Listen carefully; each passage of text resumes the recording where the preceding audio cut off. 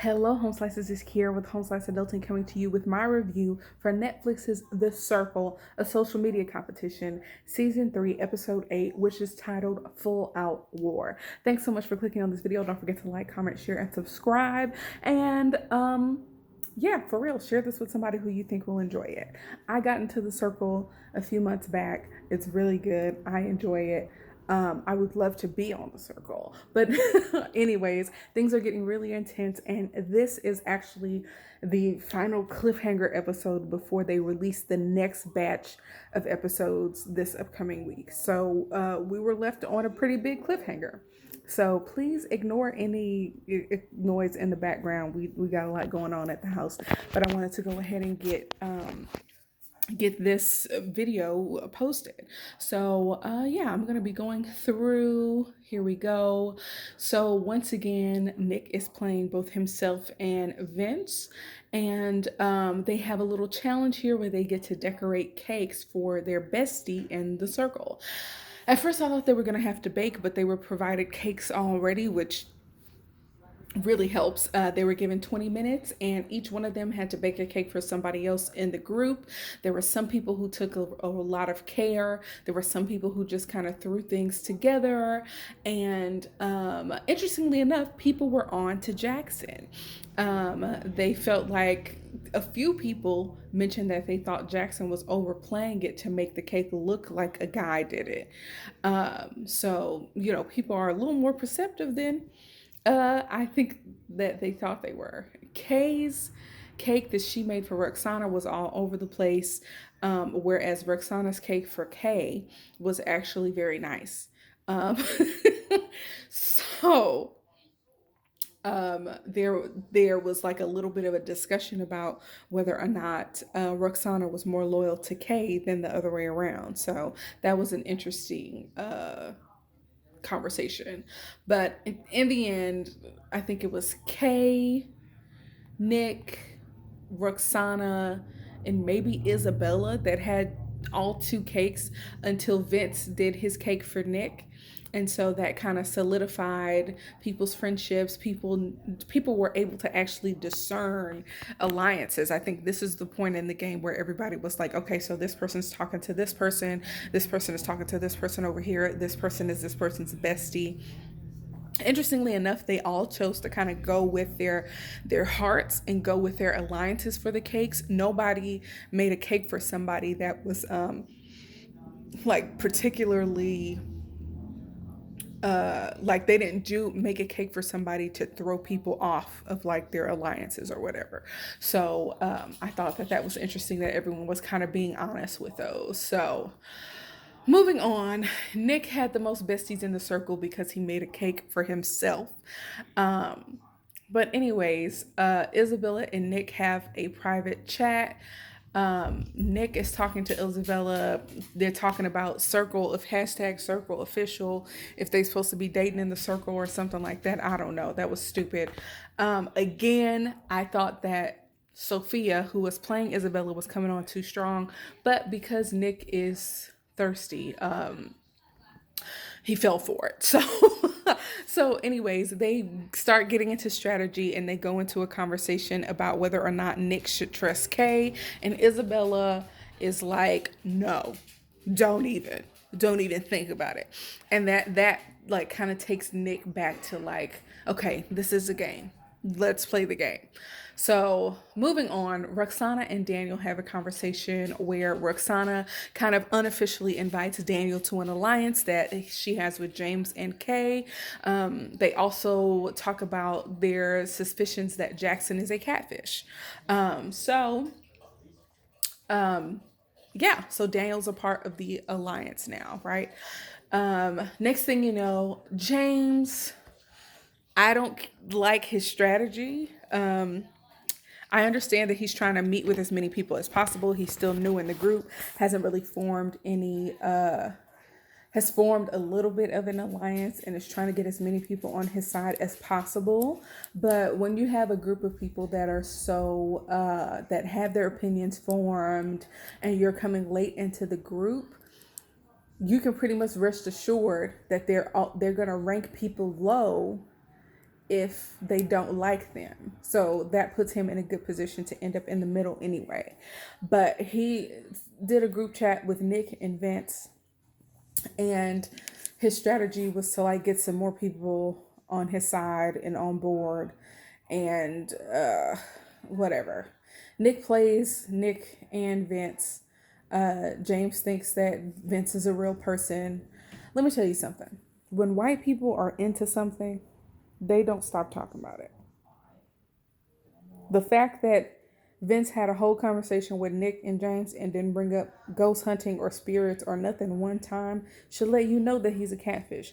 White people who love the farmer's market talk about the farmer's market all the time. White people who are into yoga, who are into saving the environment, who are into eating placentas, they talk about it all the time.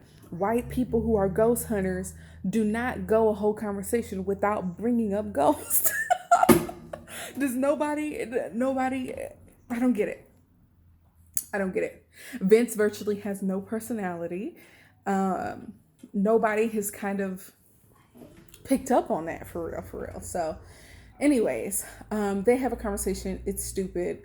I'm having a hard time even remember what James's logic was. But yeah, he's trying to kind of get some information out of James to figure out who James is forming an alliance with, whatever, blah, blah, blah, blah. It's not important. Um, Moving on. So, next up, it's time for the ratings. There we go. It's time for the freaking ratings. And they start rating each other, whatever, whatever, whatever. And what I will say is that I was shocked that Kay was number 8. Like, are you kidding me? But let's go before that. Before that, Nick dresses up as Vince and goes into the bedroom to have a conversation as Vince with Kay. His goal is to try to figure out if Kay is going to be a snaky snake and going to go behind his back and go back on her word about having his back. And the conversation, interestingly enough, Kay is only saying nice things about Nick. She's not giving away too much information. She's not saying that she's going to stab him in the back or that he is a backstabber. Kay is playing the game very well.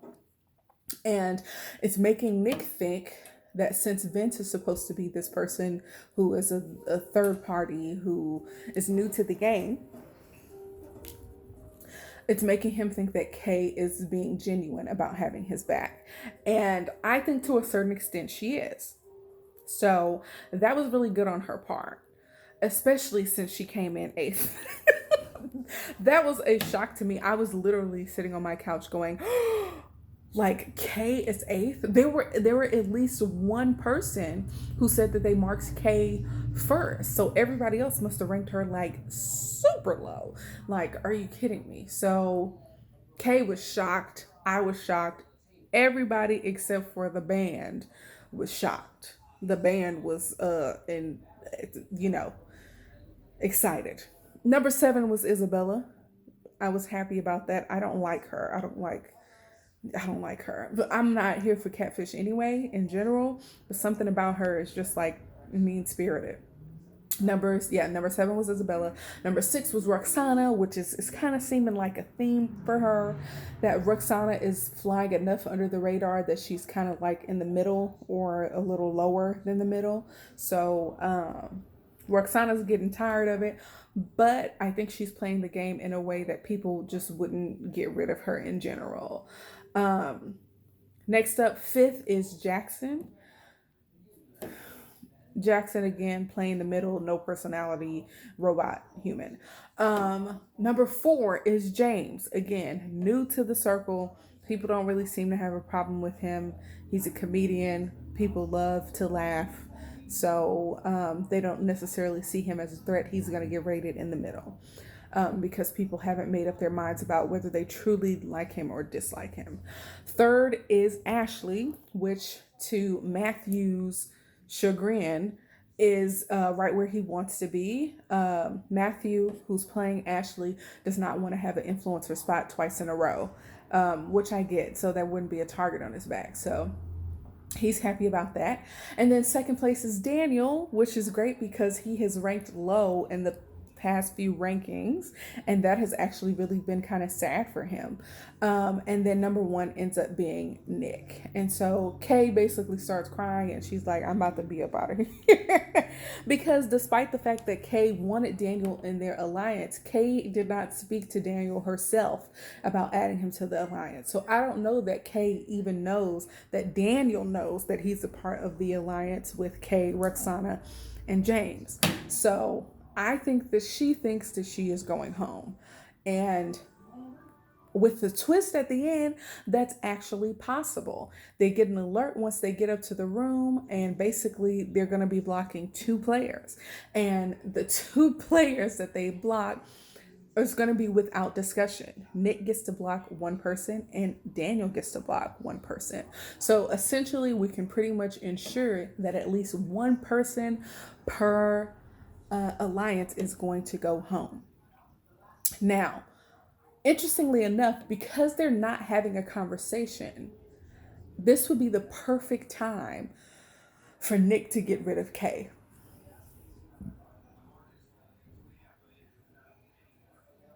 Yeah, because he doesn't have to explain himself. He doesn't have to convince Daniel to go along with the plan.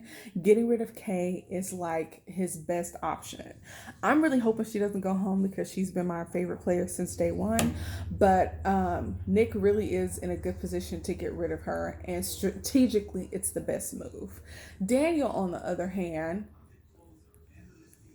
I'm interested to see who Daniel will get rid of, because Daniel already thinks that Jackson is a catfish, but Jackson is not necessarily a big threat.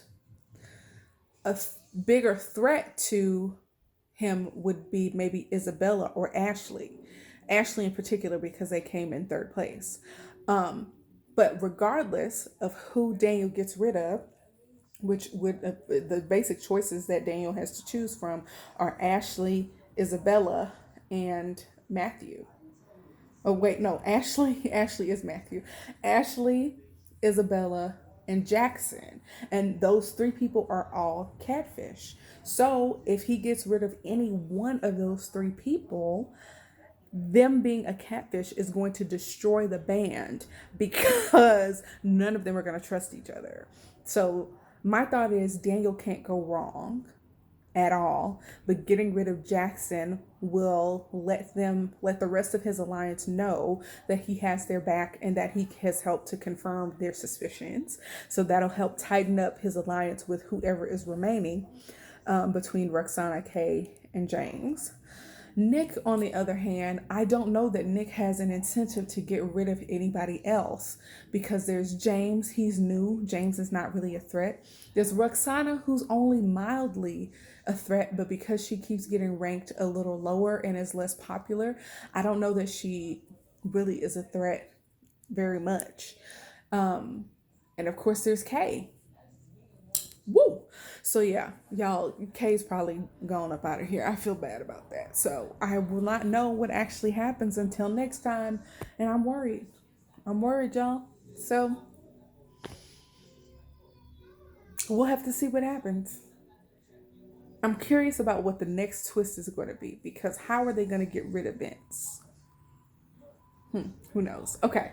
Thanks so much for watching this video. Don't forget to like, comment, share, and subscribe, and tell me what you thought about this episode of The Circle. Who do you think that Daniel and Nick are going to get rid of? Okay. Thanks for watching, y'all. Peace out.